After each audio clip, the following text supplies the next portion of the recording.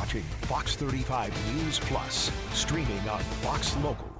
Hi, I'm Garrett Wymer. Thanks for watching Fox 35 News Plus as we speak with each of the major candidates for Florida governor. Pleased to be joined today by former Congressman David Jolly, Democratic candidate for governor.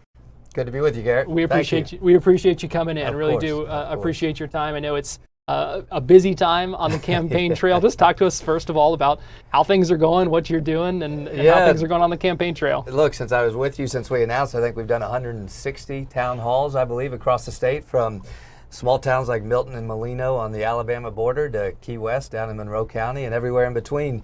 I say I'm doing what Lawton Childs did in 1970. I'm just driving, not walking. But look, the campaign's going great. I think change is here. Floridians are screaming for change. Now, the reason they're screaming for change, unfortunately, sadly, is I think we are a state that is in the grip of an economic crisis, not just an affordability crisis, I think an economic crisis. We remain exhausted by the culture wars and by the division. And I think Floridians are just looking for something different. And I think for the first time in 30 years, Florida's ready to elect a Democratic governor. You mentioned these town halls, and we're going to get into some of those issues. Sure. But I first just want to get your thought. Are there things you're hearing from voters at these town halls that surprise you at all? I think the significance of what I call an economic crisis, and I say this very specifically, we've been talking about the affordability crisis for about a year. We saw that litigated in New Jersey and Virginia and the city of Miami during their mayor's race, and it seems now everybody's talking about the affordability crisis, and I think that's great. But I would suggest what I'm seeing is that it's so much more dire than that. Not for everybody, right? For a lot of the state, the economy is doing fine. The economic acceleration is great, but we have a state that's leaving too many people behind, far more than half of the state. So 50% of the state doesn't have enough savings to last for 2 weeks. We have families now going without health care. We've abandoned public education so that now families look for a local public school. It may be closing on them. They look to a choice school, and not only does the choice school not have to provide the same standards and academics and offerings of public schools, but they charge tuition on top of the voucher. We have people who can't stay in their homes because of the cost of homeowners insurance. We have people who may never attain home ownership at all, and we have families who are, what I've now learned, are chasing rents. They can't afford the rent from month to month in some places. They're having to take their kids out of school. You're seeing an increase of truancy in some environments. So look, if Florida's going great for you, it's going great. If it's working, let's keep doing what's working for you. But it's not working for all Floridians. And I think the level at which I'm seeing that crisis has been what has been most compelling in these town halls. And we're going to dive into that issue of affordability because we know from poll after poll, from talking to people, Sure. I know you hear it too. It's the number one issue that's really on a lot of people's minds. So we're going to dive into that. But I do want to first start because we're recording this on a day that we have some new polling out from Mason-Dixon showing you up 23-19 in the Democratic primary against Orange County Mayor Jerry Demings. Still a large chunk of undecided voters at this point, which you would certainly expect this early in the race. Mayor Demings is a longtime Democrat. Sure. You were a former Republican who is now a Democrat. Can you talk about your, for lack of a better term, kind of conversion and kind of how things changed and that led to you switching your party affiliation? Yeah, I'd love to. And I spent about 6 years as an independent as well, which is the largest voting bloc of the state are independents. And what I discovered as an independent is most people just want big answers to big problems, and we've got big problems. And so I say I'm in a very post-ideological space of my life and my political career. I think when we tether ourselves to major party dogma, to the left-right political spectrum, and to labels, are you conservative, progressive, moderate, I think we're selling ourselves short. We actually need enterprise solutions to big problems that we face. So I think we need a state catastrophic fund for insurance, right? That is removing hurricane coverage from the private market and the government accepting full responsibility of it. I think we need to return to the direct delivery of primary health care services, the county health clinics that we had in Florida when I was growing up. But I still think government should be lean and efficient. We should look to the private sector first for our solutions. But if the private sector doesn't have a solution to some of these affordability issues, we need to step in with the role of government. I think we've abandoned public education. We need a 10-year renaissance in public education. But I'm a Democrat who says, let's keep the choice program. But if a choice school is going to participate in the voucher program, they should have to teach a kid to read. A choice school in Florida today doesn't have to teach a kid to read. They get to take the voucher money, but they don't have to provide an individual education program. They don't have to provide academic excellence, trigonometry in 10th grade, access to the trades or the arts. And so I don't know where that puts me on the left-right spectrum, and I don't care. Here's why I'm a proud Florida Democrat today. 3 values I've always had in politics and life. I think the economy should work for everyone, absolutely everyone. We shouldn't condemn success, but we should make sure the economy is working for everyone. I think government can improve people's lives. Access to health care, home ownership, upward mobility, retirement security.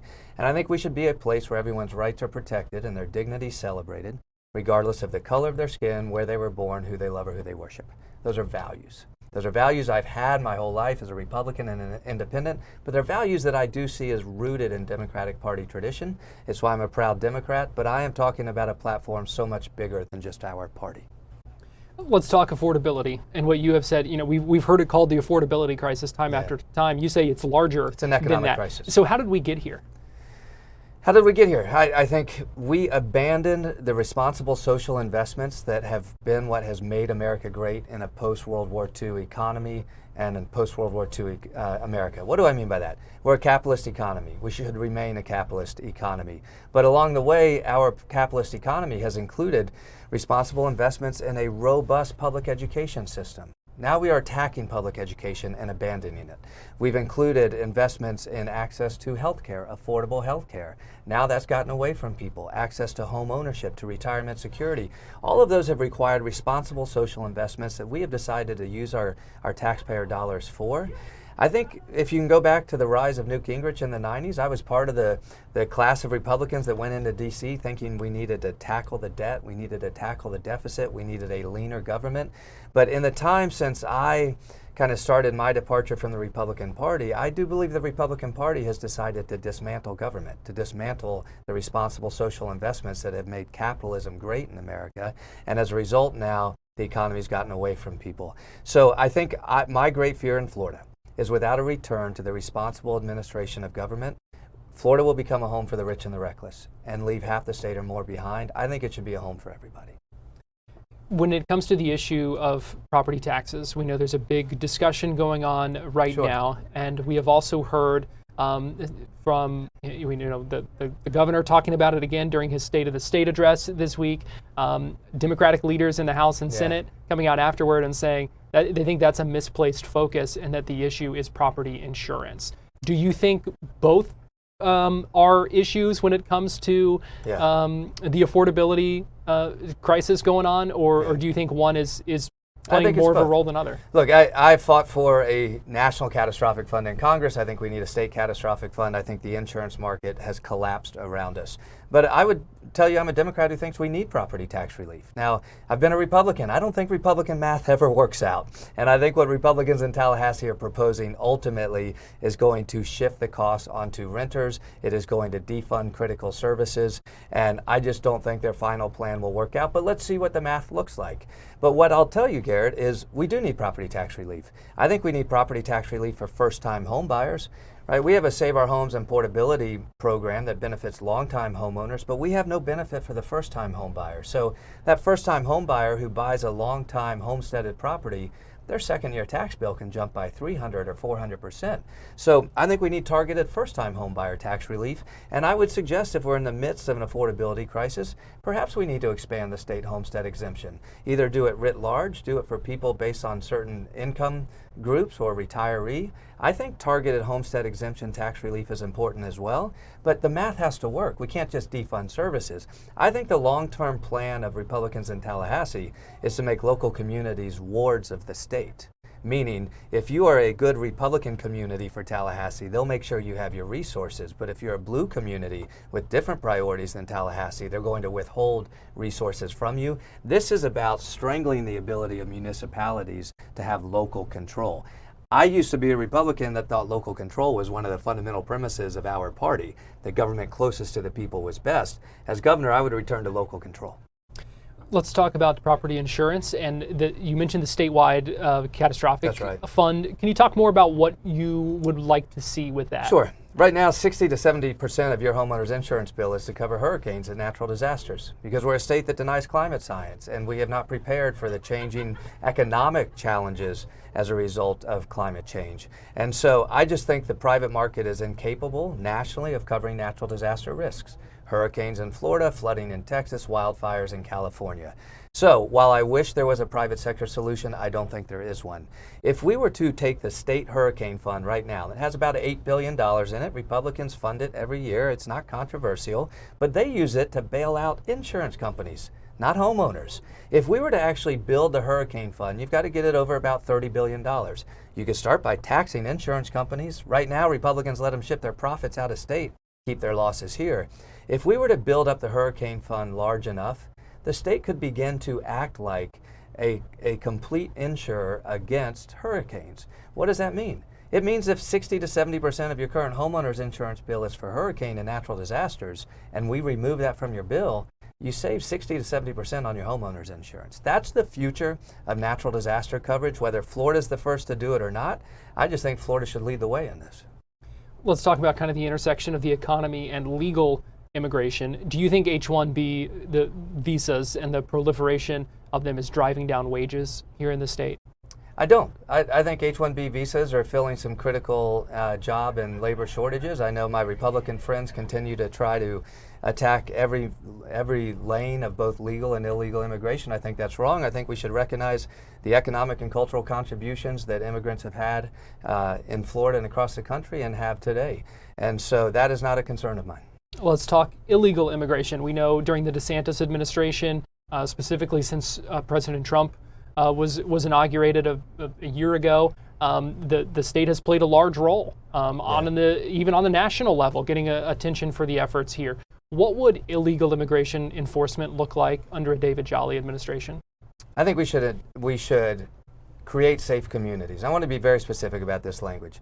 I think the governor and in large part the president right now, they're not fighting crime, they're fighting communities. They're fighting our immigrant communities. There's a higher propensity of violent and property crimes in our native-born American communities than in our immigrant communities. But to hear this governor talk about it, he would suggest that immigration is the greatest threat we face. I think we should trust local law enforcement officers to direct the resources to create safe communities. So if in Orange County or Orlando or St. Petersburg or Tampa, that means guns or sex crimes or gangs or immigration, let local law enforcement determine where best to deploy resources, and let's make sure they have the resources to continue to keep our communities safe. I'll give you a good example. One jurisdiction right now in the state of Florida, I sat with the police chief. He said, we have a backlog of about 12 cases of sexual predators going after youth, and we don't have enough officers to investigate it because they've been required by the 287G agreements to move some of their officers to immigration cases. Immigration's not a problem in that community. But now they have increased the vulnerability of youth in that community because they don't have enough officers. That is because of the heavy hand of our governor in suggesting that we are going to engage in these ICE agreements. I think the ICE agreements do not need to be required. I think we need to provide resources to local law enforcement to determine how best to create safe communities. You think that too much, the agreements are taking too much of the resources away from local law enforcement agencies to kind of...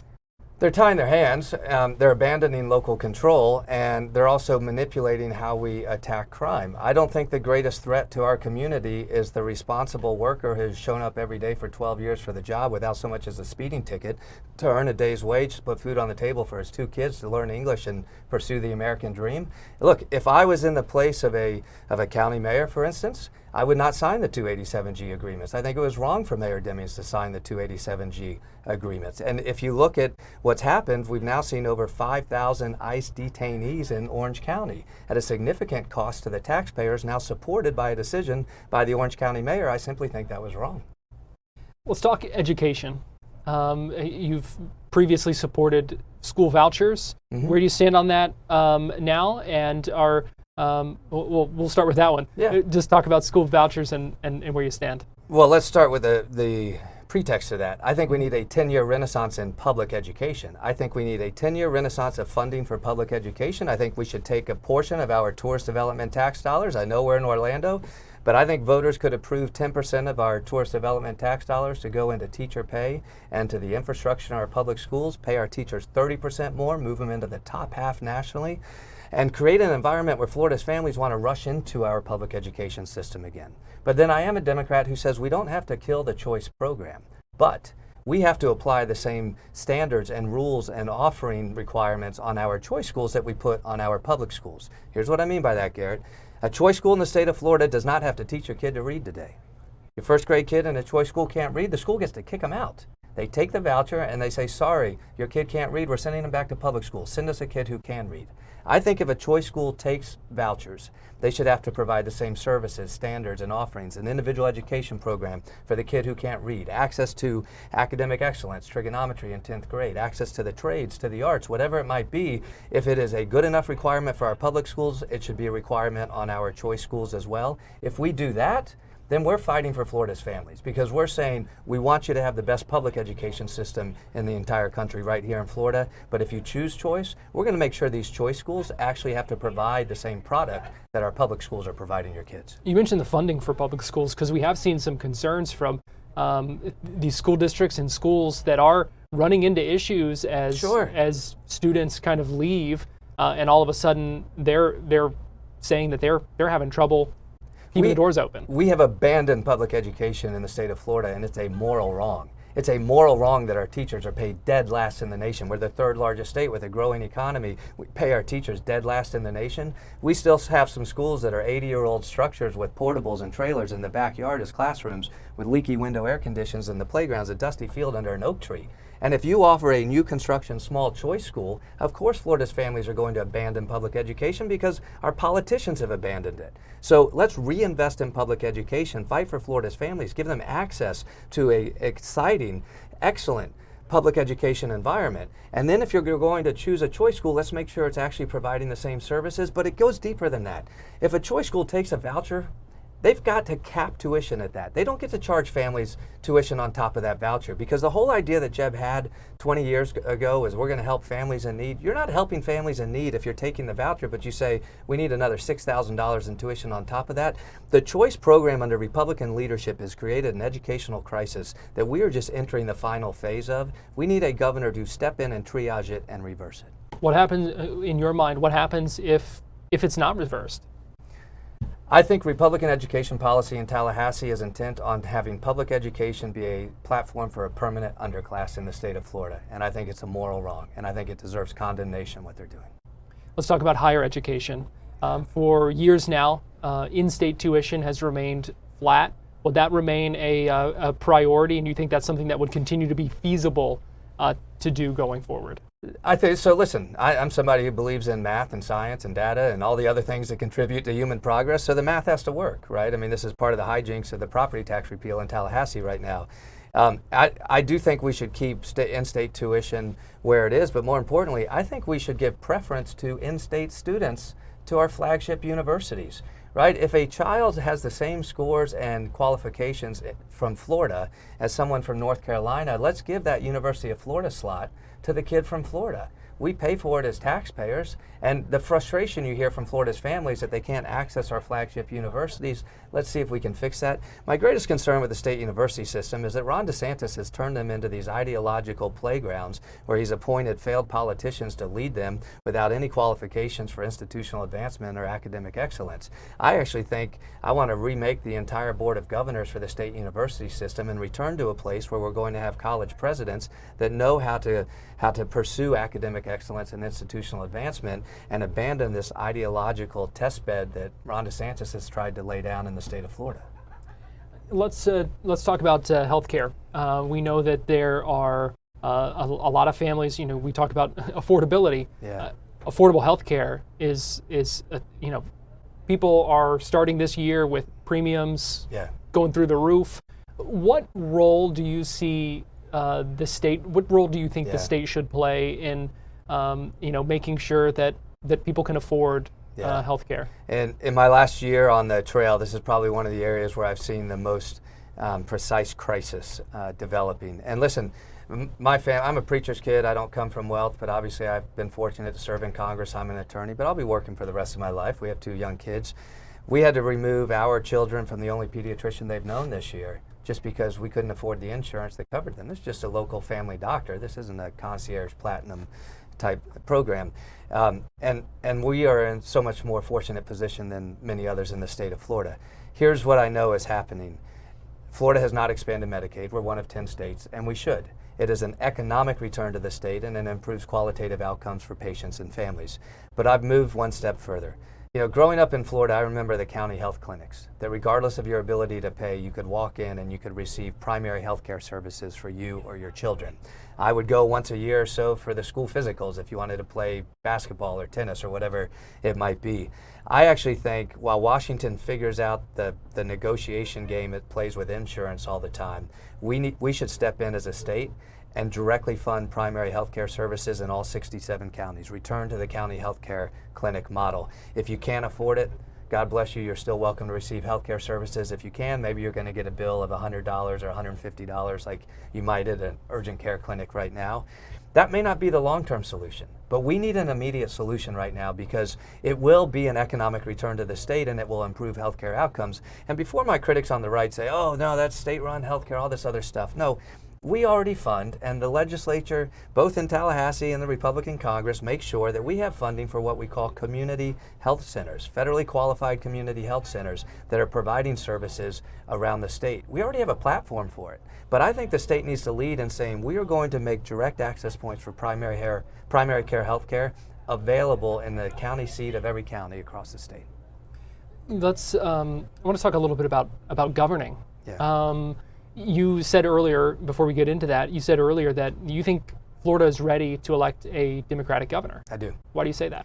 Our congressional special elections in Florida this cycle have swung towards Democrats by 15 or 16 points. The city of Miami just elected a Democratic mayor for the first time in over 20 years. It wasn't close. It was by about 19 points. State legislative races here in the Orlando area swung by 15 and 20 points towards Democrats. But Garrett, we're not registering more Democrats.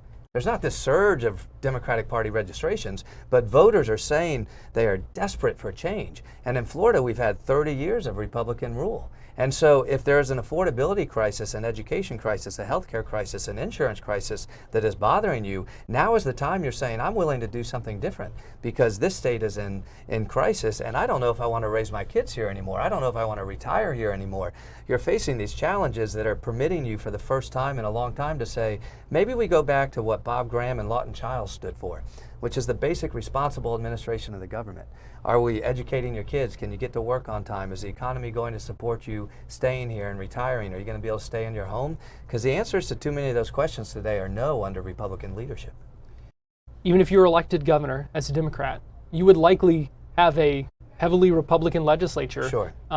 Still around you. So how would you govern? How would you get along with lawmakers in Tallahassee? Let's start with what I get to do on day one.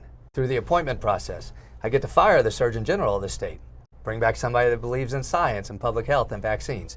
I get to appoint a new education commissioner, someone that believes in students and teachers and academia, bring back the books, let teachers teach. I get to replace, or at least nominate replacements for the Public Service Commission, people who regulate our utilities, bring in people that believe in clean and renewable energies and clean air and clean water and are going to fight for ratepayers and not fight for the legacy utility companies. I get to go through that entire appointment process and we get to create a team of leaders who lead shoulder to shoulder with me, subject matter experts, adults who understand how to take this state to the next level. When it comes to working with Republicans in the legislature, I actually am still someone who thinks there are areas to work together. Early childhood education, pre-K area, student readiness. I think on a state catastrophic fund for insurance, we start with their model of the hurricane fund and we just expand it. But I would also suggest to you this, the political dynamic when Florida's voters elect a Democrat for the first time in 30 years will be so dramatically different than what we have in Tallahassee. Because in Florida, the deep red state of MAGA, where Donald Trump and Ron DeSantis live, if Florida's voters elect a Democratic governor, we will have stood up a new emerging political coalition the country has not seen in decades, rooted in Democratic Party values, but bigger than our party. And so I think the Republican legislators are going to have to worry less about their Democratic governor and more about their voters who just demanded historic change. And if it's of any help to me encouraging them to look at change, I'll be a Democratic governor who holds a line item veto. And they haven't faced that in nearly 30 years either. We're almost out of time here. A couple lighter questions before we let you go. Is there a song that's at the top of your campaign playlist right now? Don't Stop Believing. Look, I believe every day that change is here. It's why I'm in this race. I also like for the old school crowd to keep on the sunny side. I'm somebody that just is always the optimist that our better days are ahead. But we don't have a campaign theme song. All right, and finally, if you're gearing up for a big day on the campaign trail, go-to meal for you. Coke Zero. Coke Zero, and I try for an apple or a banana, so you start the day right and you don't go down that vending machine run all day. Some fruit and caffeine. The caffeine, I'm sure, necessary on the campaign trail. Well, former Congressman David Jolly, Democratic campaign candidate for governor. We appreciate you coming in and joining us here on Fox 35 News Plus today. Thank you, Garrett. Appreciate it.